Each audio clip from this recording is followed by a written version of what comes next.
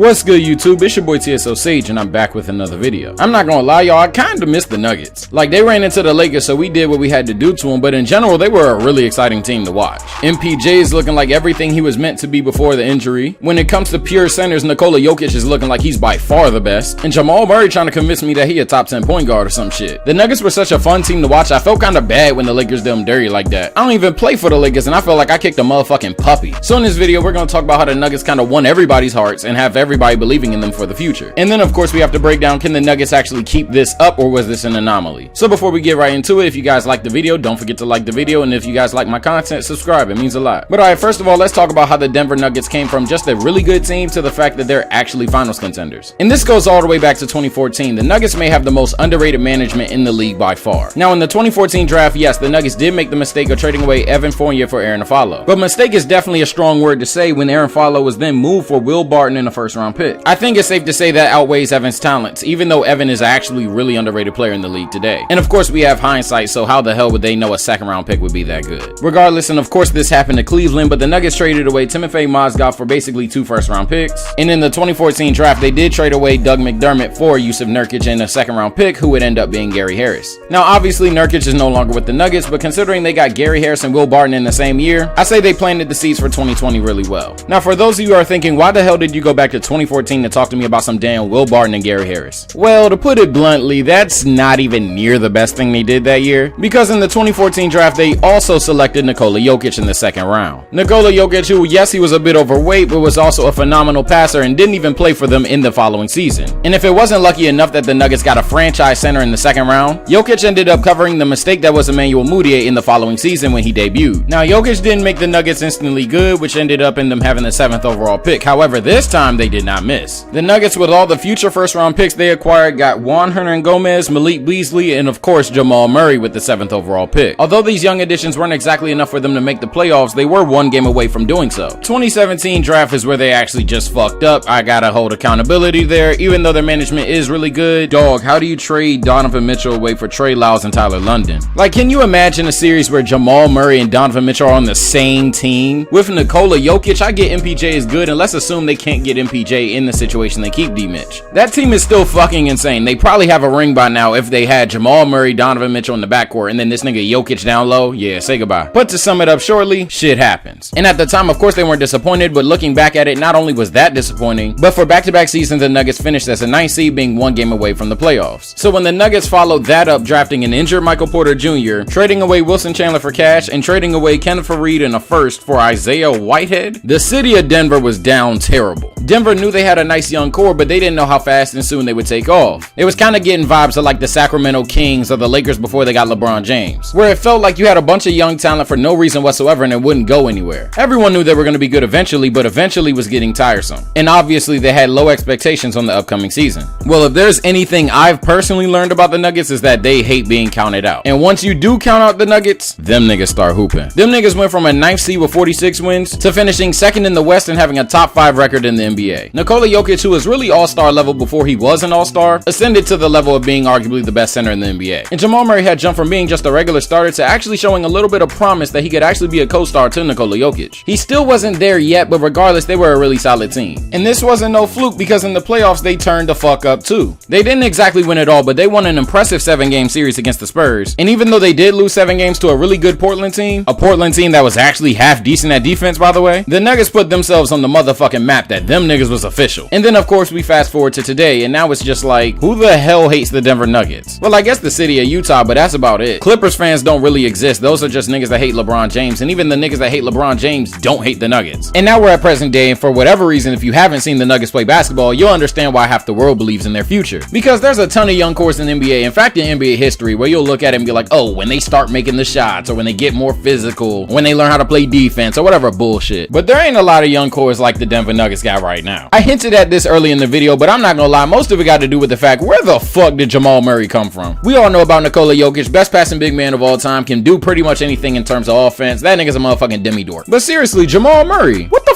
fuck? He could always shoot, but he's shooting fucking better. He could always dribble, but he's dribbling fucking better. He could always play okay, he don't play a lot of defense, but that nigga's a bucket, bruh. Bro, just hear me out, bro. This nigga Donovan Mitchell averaged 36 points, shot 53% from the field, and 52 from 3, and he lost the series. Like, bro, what the fuck? And no cap, he do got Jokic. Niggas would typically think, oh, Jokic is the better player on the court. This nigga Jamal Murray averaged 32 points on 55% shooting from the field and 53 from 3 on 9 threes a game.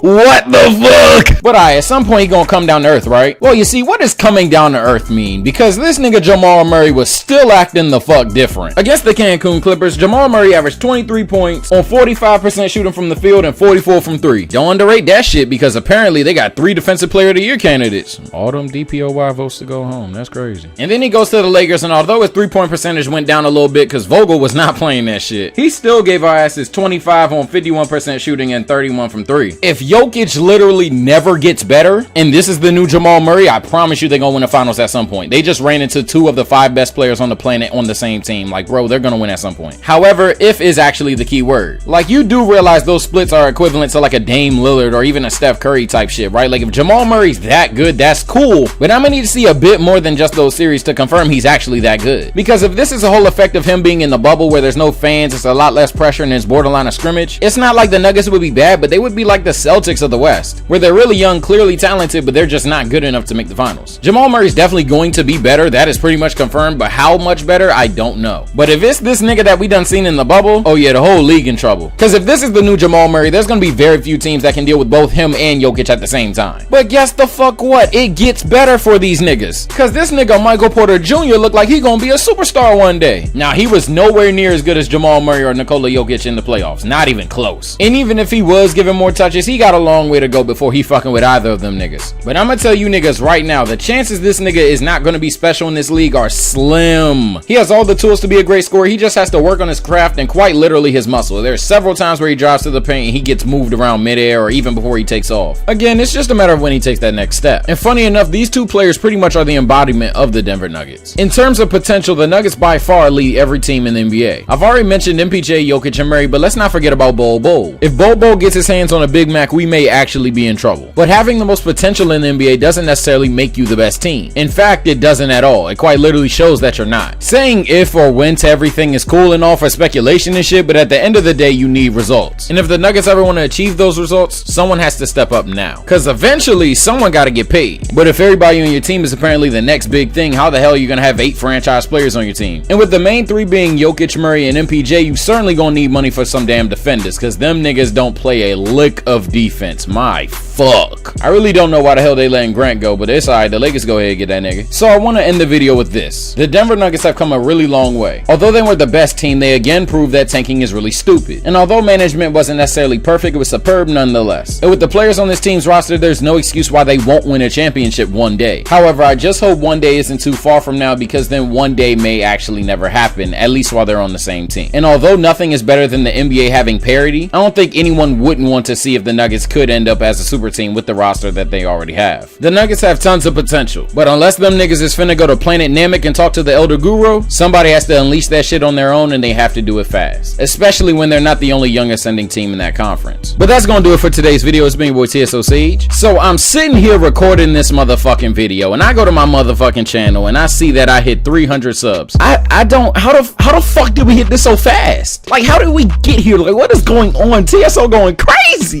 Look, man, I can't even hide the smile right now. I'm thanking y'all niggas so much. I love you all. Keep hitting that motherfucking sub button. I love you all. I'm glad you guys enjoy the content. As you guys may know by now, I try to reply to literally every comment. If I don't reply, I swear to God, I just didn't see that motherfucker. I usually get notifications, but some of you I don't for whatever reason. So I guess for 300 subs, I'm gonna promise that I'm gonna react to every single finals game. You guys get to see the initial reactions of a really toxic Lakers fan. Being said, I'm gonna go ahead and prepare for that. So if you guys like the video, don't forget to like the video. If you like my content, don't forget to subscribe. It means so much to me. And on that note, it's been your boy TSO Sage. I'm gonna see you niggas after game 1. Take care and stay blessed.